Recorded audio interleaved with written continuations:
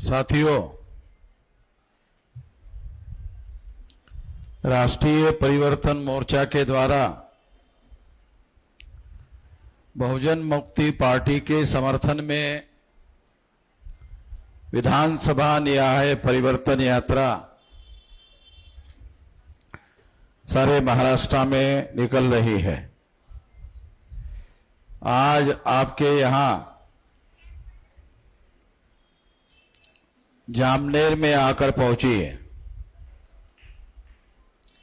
सबसे पहले आप लोगों ने राष्ट्रीय परिवर्तन मोर्चा के कार्यक्रम की बड़े पैमाने पर तैयारी की और बहुत भारी संख्या में यहां आप उपस्थित रहे। इसके लिए सबसे पहले मैं आप सभी लोगों का धन्यवाद ज्ञापन करता हूं। साथियों, इस देश में हम लोगों का जो संवैधानिक वोट का अधिकार है,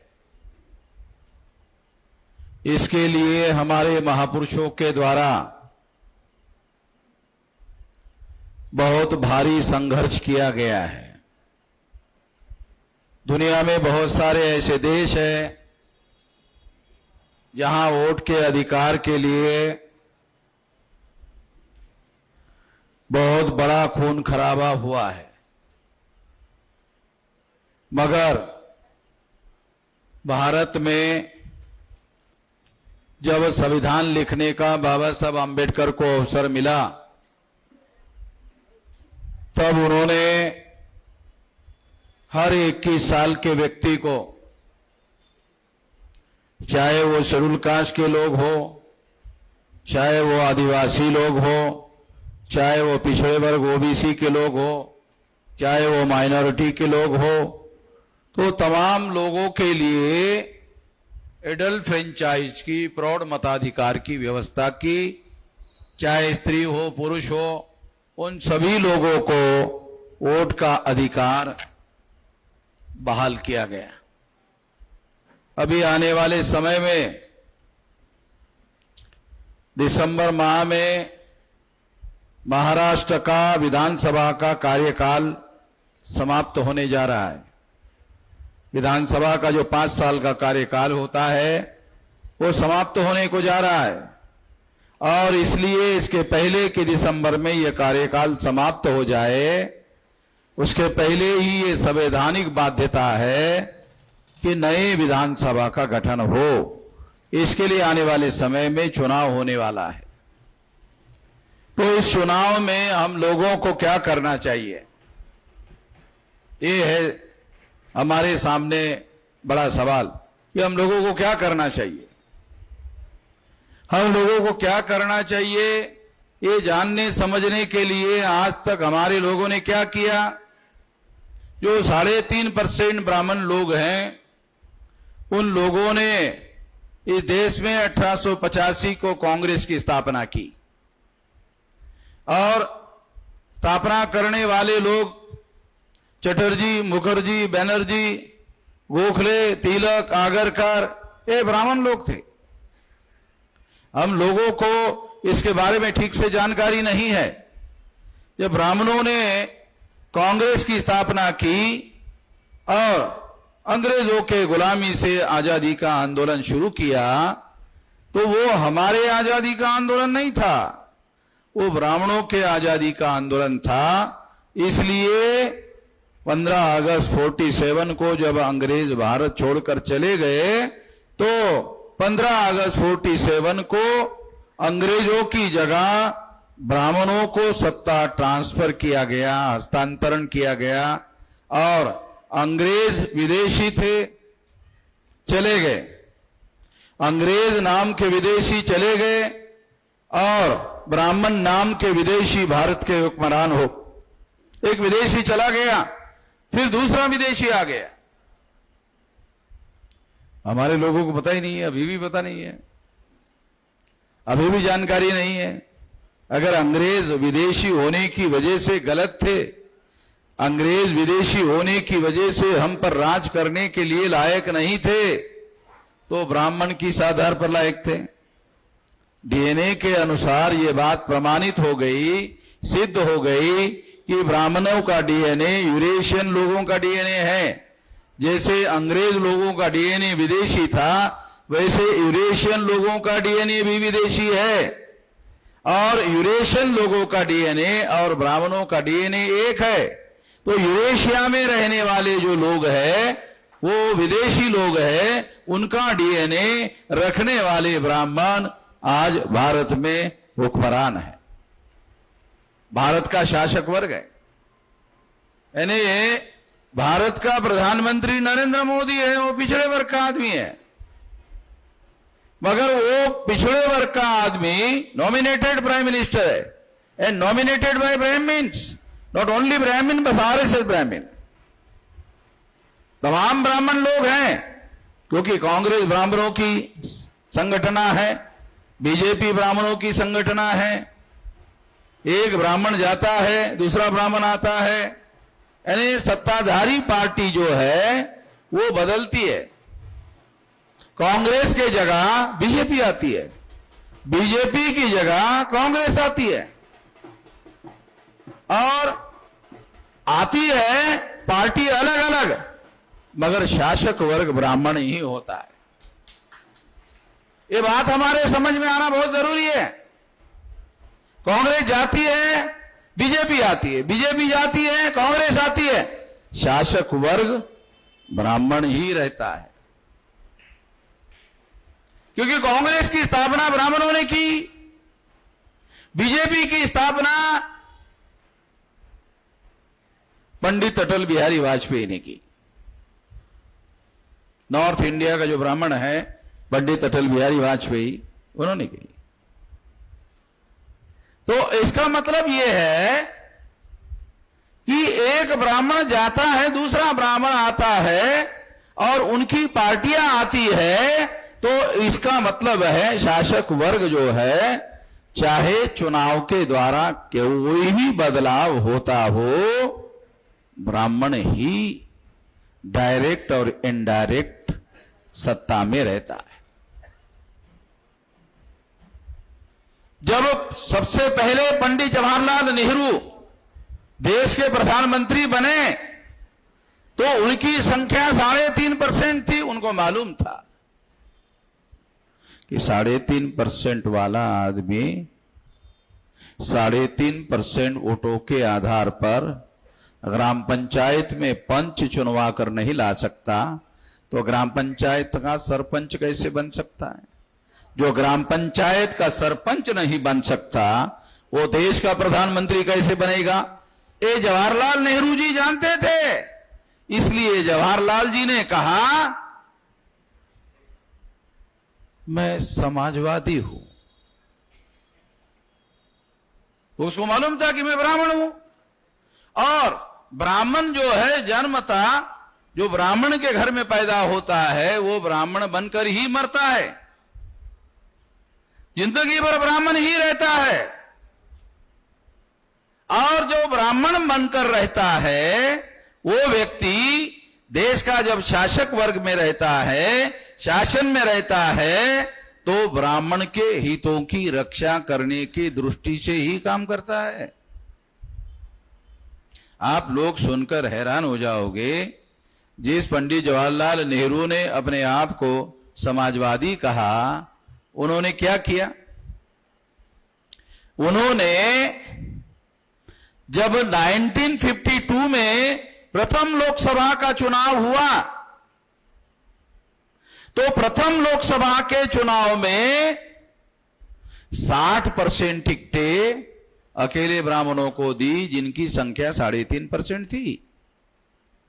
कांग्रेस पार्टी ने, जिसके नेता पंडित जवाहरलाल नेहरू थे, और वो जवाहरलाल नेहरू प्रधानमंत्री के साथ साथ कांग्रेस पार्टी के प्रेसिडेंट भी थे, इसलिए चुनाव लड़ने के दौरान ये कांग्रेस पार्टी का अधिकृत उम्मीदवार है, ऐसा सर्टिफिकेट पार्टी के प्रेसिडेंट को देना पड़ता है, चुनाव आयोग को देना पड़ता है। तो पार्टी का प्रेसिडेंट जो ब्राह्मण है पंडित जवाहरलाल नेहरू, उन्होंने 3.5% ब्राह्मणों को 60% टिकटें दी और ब्राह्मणों को चुनवा कर लाया और देश का प्रधानमंत्री ब्राह्मण बना। और इस तरह से हर 5 साल बाद प्रधानमंत्री ब्राह्मण बनते रहे। जवाहरलाल की सुपुत्री इंदिरा गांधी वो प्रधानमंत्री बन गई। फिर इंदिरा गांधी का पुत्र राजीव गांधी वो प्रधानमंत्री बन गया। अभी राहुल गांधी वेटिंग लिस्ट में है। वेटिंग लिस्ट समझते हो ना? हाँ, वेटिंग लिस्ट। अभी राहुल गांधी वेटिंग पीएम है, यानी अगर कांग्रेस को बहुमत मिल गया तो वही प्रधानमंत्री होगा, ऐसा है।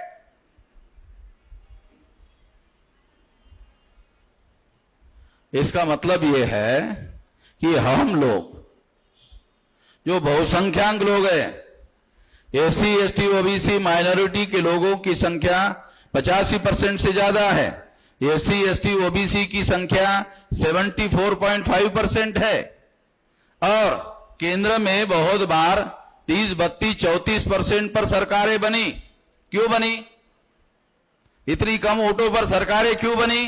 क्योंकि कांग्रेस के विरोध में 10-10, 20-20, 25-25 पार्टियां विरोध में रहती थी। कांग्रेस को 30-32% वोट पड़ते थे और विरोधी पार्टी के लोगों को 67% मिलते थे।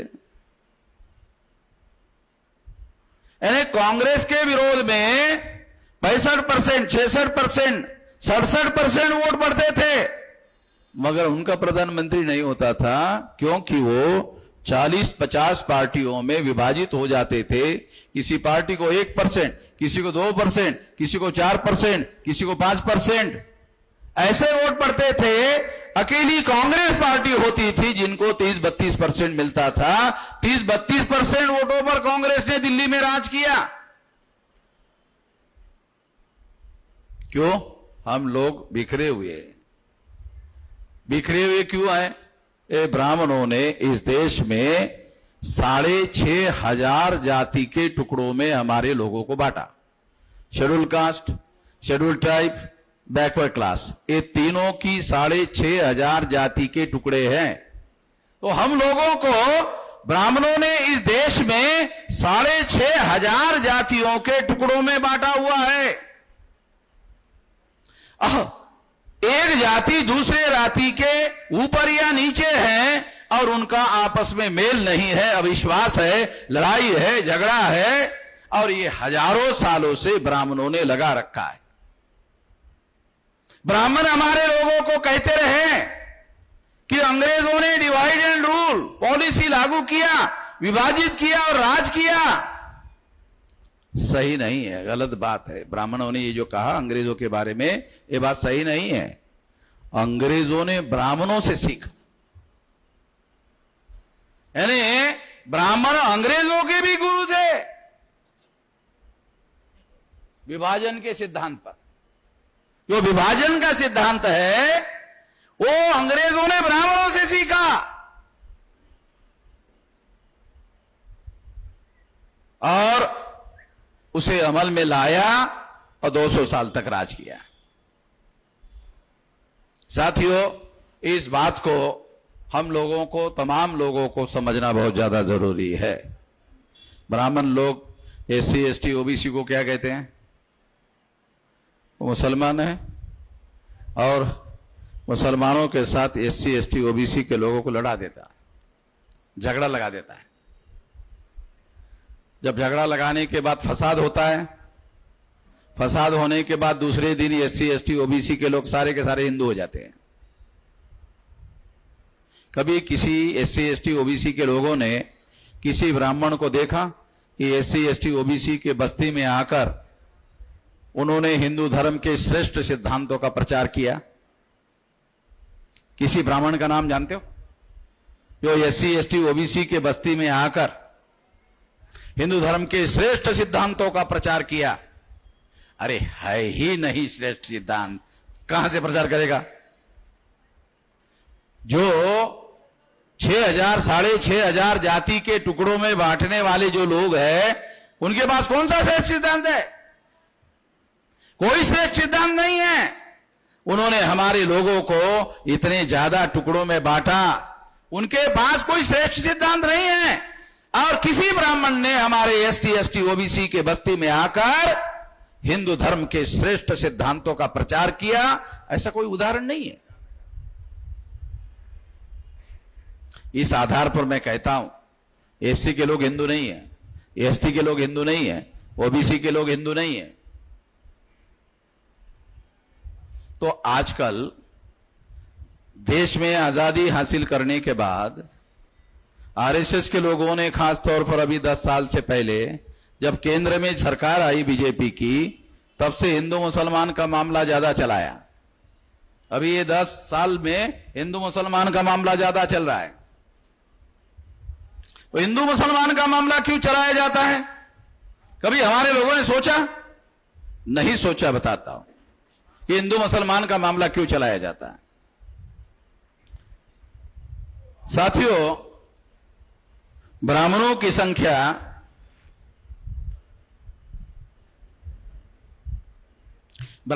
संख्या इस देश में 3.5% है। ब्राह्मणों को मालूम है कि हम 3.5% वोटों के आधार पर चुनाव नहीं जीत सकते। इसलिए ब्राह्मणों ने क्या किया, एक तरीका ढूंढा। वो तरीका है कि अगर एससी एसटी ओबीसी के लोगों को मुसलमानों से लड़ा दिया जाए, भिड़ा दिया जाए, तो ये सारे हिंदू बन जाते हैं, प्रतिक्रिया में हिंदू होते हैं। फसाद होता है, फसाद के पहले जो एससी एसटी ओबीसी रहता है, फसाद के बाद हिंदू हो जाता है। इसका मतलब है हिंदू नहीं है, एससी एसटी ओबीसी हिंदू नहीं है, वो प्रतिक्रिया में हिंदू हो जाता है। वो प्रतिक्रिया में हिंदू हो जाता है। मुसलमानों के विरोध की जो प्रतिक्रिया है, उस प्रतिक्रिया में हिंदू हो जाता है। एक ये बात है। दूसरी बात क्या है? मुसलमान उन सब लोगों को हिंदू कहते रहता है जो भारत का जो मुस्लिम है, वो एससी एसटी ओबीसी को हिंदू कहते रहता है। जितना ब्राह्मण हिंदू नहीं कहता, उतना मुसलमान हिंदू कहता है। तो कभी कभी तो मुझे डाउट होता है कि आरएसएस के लोगों से ज्यादा मुसलमान आरएसएस का प्रचार तो नहीं कर रहे। बहुत बार मैं ऐसा आइसोलेशन में सोचते रहता हूं कि ये मुसलमान आरएसएस का इनडायरेक्टली प्रचार तो नहीं कर रहे।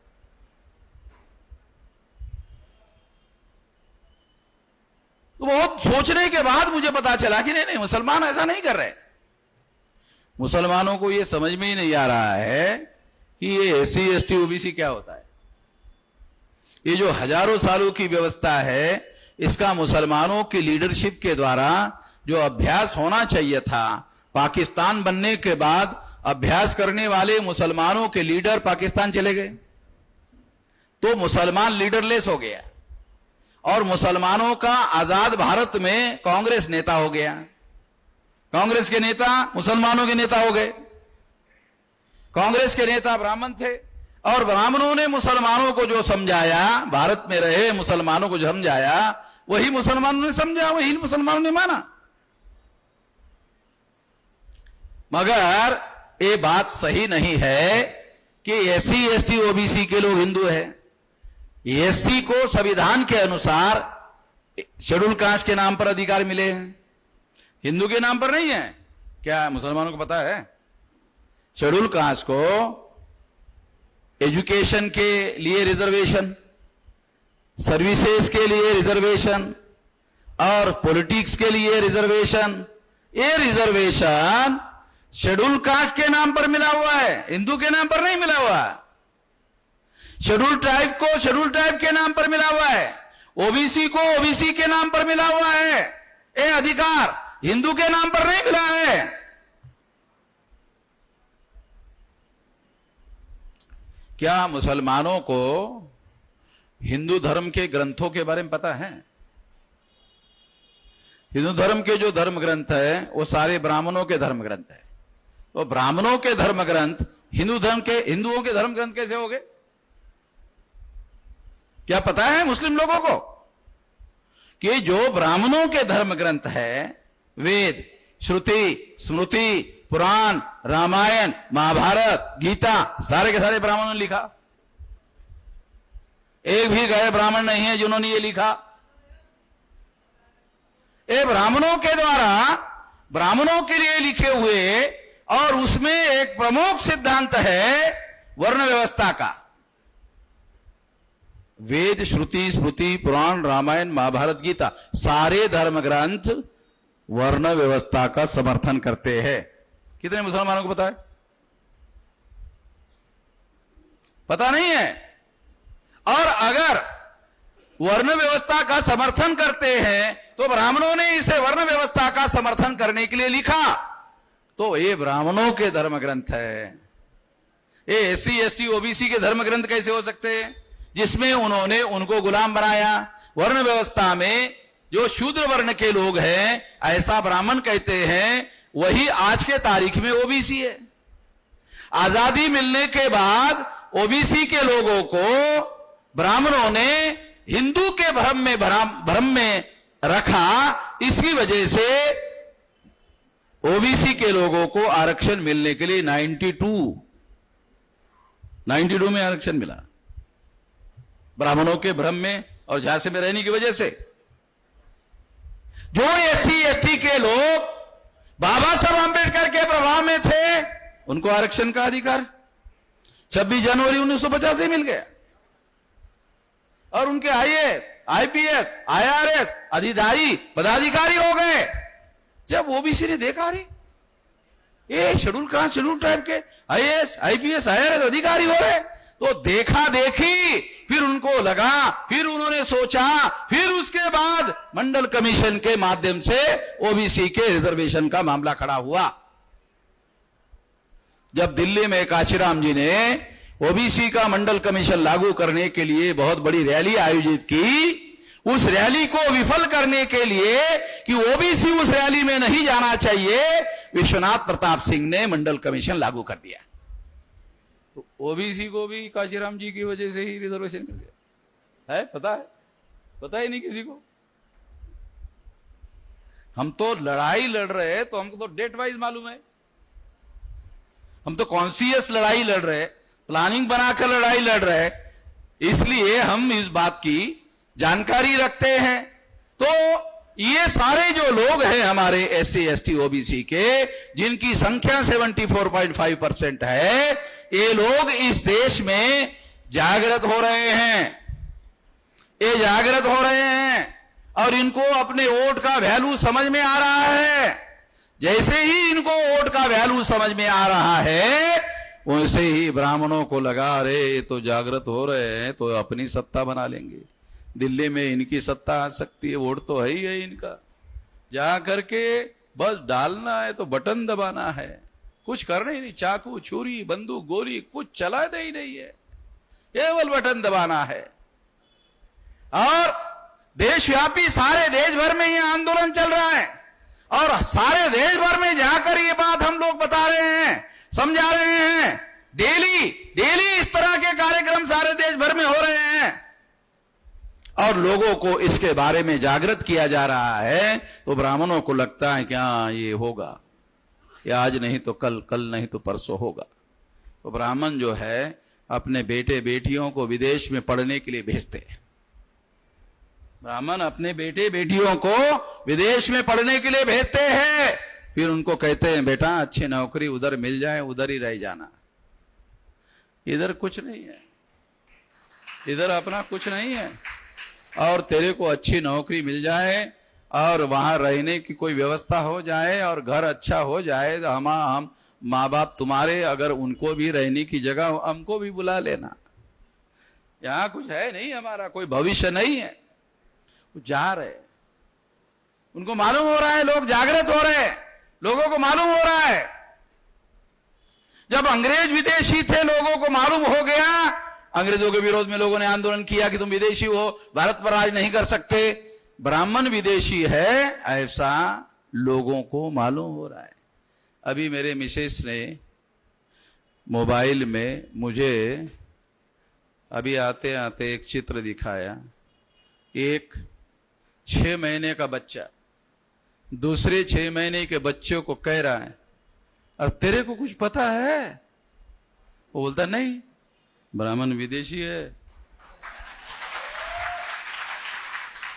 6 महीने का बच्चा, 2 बच्चे हैं, तो 6 महीने का बच्चा वो दूसरे बच्चों को बोल रहा है, तेरे को कुछ पता है? पता नहीं क्या? ब्राह्मण विदेशी है। तो ब्राह्मण को समझ में आ रहा है, 6 महीने वालों को भी मालूम हो रहा है अपना तो कोई भविष्य है नहीं भैया। साथियों, तो मेरा ऐसा मानना है कि ज्यादा समय नहीं है, 2030 तक ये 6 लाख गांव का आंदोलन हम लोग बना लेंगे। 18 साल 4-5 महीने की मेरी उम्र थी तब से मैं ये काम कर रहा हूं। अभी मेरी उम्र 67 चल रही है, तो लगभग 50 साल से ये लड़ाई लगातार लड़ रहा हूं। 50 साल से। और अभी भी मैं ऐसे टाइट में ही खड़ा हूं। ये लड़ाई जो है मैदान मैंने अभी छोड़ा नहीं है, ये अभी भी मैं इस लड़ाई को लड़ रहा हूं। और इस लड़ाई को ज्यादा अब समय लगने वाला नहीं है। 2030 तक ये आंदोलन 6 लाख गांव का आंदोलन हो जाएगा, ज्यादा नहीं। जितने लोगों ने तालियां बजाई उतने लोगों ने भी डिसाइड कर लिया तो पहुंच जाएगा।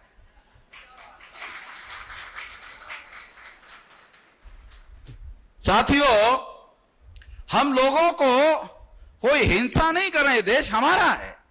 हिंसा के द्वारा हम अपने देश का कोई नुकसान नहीं कराना चाहते।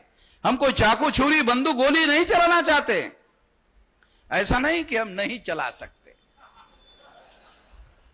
चलाने का तो काम हमारे लोग करते रहते हैं। मिलिट्री में 98% हथियार तो हमारे लोग चलाते हैं।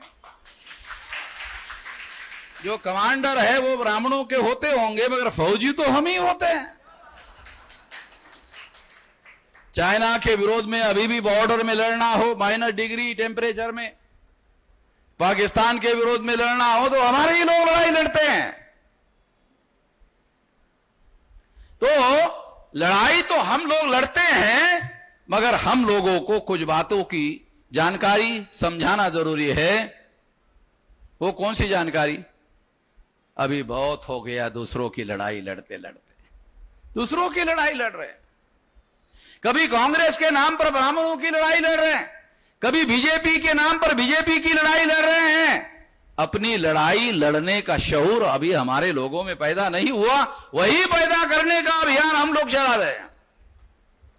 हमको अपना लक्ष्य निर्धारित करना चाहिए, उस लक्ष्य को पूरा करने की विचारधारा होनी चाहिए, और उसको पूरा करने का प्लानिंग होना चाहिए, और उस प्लानिंग को 24 घंटे अमल में लाने के लिए काम करना चाहिए। 2030 तक ऐसा करोगे और रिजल्ट आ जाएगा, ज्यादा नहीं। 2030। अगर कोई बुढ़ा आदमी मेरी सुन रहा है, वो मरेगा नहीं, बोलेगा 2030 तक मैं भी देख लेता हूं। अगर बुढ़े ने मेरी सुन लिया, बोलता है मैं भी अभी जाने वाला नहीं हूं, 2030 तक तो रहने वाला हूं। तो क्यों ऐसा कह रहा हूं? उम्मीद पर दुनिया कायम होती है। कभी कभी कोई आदमी डेथ बेड पर होता है, मरने के बेड पर होता है, और अपने रिश्तेदारों को कहता है कि मेरा बेटा दिल्ली में नौकरी करता है, जरा बोलो मैं आखिरी बार एक बार उसको देख लेना चाहता हूं। तो वो आने तक मरता ही नहीं है, मालूम है ना? मैं तो जानता हूं, वो जब तक नहीं आता है तब तक जिंदा ही रहता है, आखिरी तक जिंदा रहता है। और जब आता है और देखता है आ गया, हाँ बस हो जाए, वो अटका हुआ रहता है। उम्मीद पर दुनिया कायम है। ये दुनिया है उम्मीदों पर टिकी हुई है। उम्मीद होनी चाहिए, आशा होनी चाहिए। निराश आदमी आत्महत्या करता है, जो आशावादी है वो बदलाव करने का काम करता है, परिवर्तन करने का काम करता है। जो हमारे साथ आते हैं वो आशावादी हो जाता है, बोलता 6 साल, अरे मैं बुढ़ा हूं मगर फिर भी मैं अभी जाने वाला नहीं हूं, मैं भी देख लूंगा। 9 अगस्त 1942 को गांधी जी ने क्विट इंडिया मूवमेंट चलाया था, भारत छोड़ो आंदोलन चलाया था। और जब भारत छोड़ो आंदोलन चलाया था तो 1942 की बात है, उसके कुछ ही साल बाद आजादी मिली। हम लोग भी एक क्विट इंडिया मूवमेंट की तरह तैयारी कर रहे हैं। गांधी जी ने भारत छोड़ो आंदोलन चलाया था अंग्रेजों के विरोध में। हम ब्राह्मणों को कह रहे हैं केंद्र की सत्ता छोड़ दो, अगर सुरक्षित रहना चाहते हो भारत में, अगर सुरक्षित रहना चाहते हो, नहीं तो तुम्हारा जीवन खतरे में पड़ेगा। तुम हमारे भूमि पर काबिज हो तो उसको आजाद करने के लिए हमारे लोग मरने से पीछे नहीं हटेंगे।